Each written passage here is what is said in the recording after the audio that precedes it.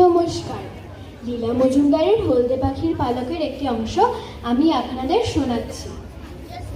বুড়ো মাটির ভাঁড় থেকে জল খাচ্ছিল।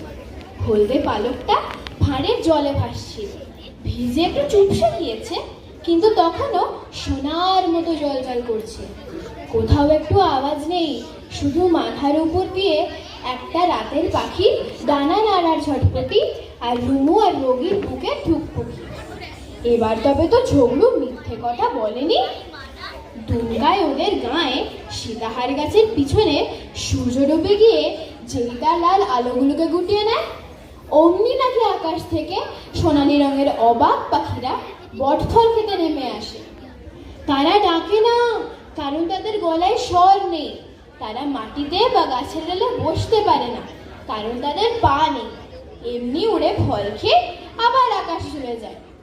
কিন্তু দৈবাত যদি একটা পাখির ডানা জখম হয়ে সে মাটিতে পড়ে যায়, আর ঠিক সেই সময় যদি তাকে কোনো শেয়াল কি কুকুরে খেয়ে ফেলে, তাহলে সেই শেয়াল কি কুকুর মানুষ হয়ে যায়। তাই শুনে বগি বলেছিল, যা ঝগড়ু, যত রাজ্যের বাজে কথা, জানোয়ার কখনো মানুষ হয়? বিশ্বাস না করতে পারো বগি দাদা, কি বা জানো তুমি? জানলে কি আর রোজ রোজ মাস্টারমশাইয়ের কাছে বকুনি খেতে?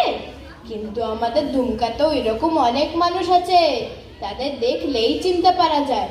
কারণ সবটা মানুষের মতো হলেও চোখটা হয় পাটকিলে রঙে, আর কানের উপর দিকটা হয় ছুঁচলো।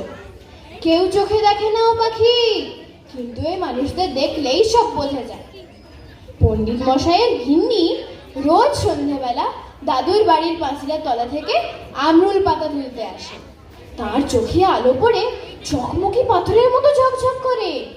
পাটকিলে রঙের চোখের মণি, তার মধ্যে সোনালি রঙের সবুজ রঙের ডুরি ডুরি কাটা মনে হয়। মাথার কাপড় খসে যায়, পাতলা কান, উপর দিকটা গোল না হয় খোঁচা মতন। ওরকম